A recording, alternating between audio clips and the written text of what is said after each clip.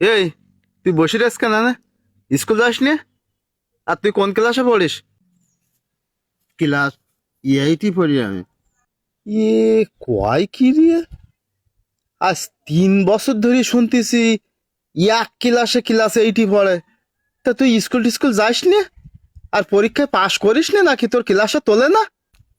ওই ফেল করার ভয়তে তো আর আমি পরীক্ষা দিতে যাইনি। পাগল নিয়ে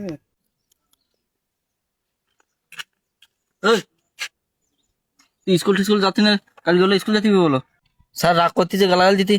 তোর কোনো কাজ বাজ হয়? কালকে তুই স্কুল যাবি বলো। আমি আর ওই স্কুল যাবো না, বুঝছি। কে? কি হই তোর?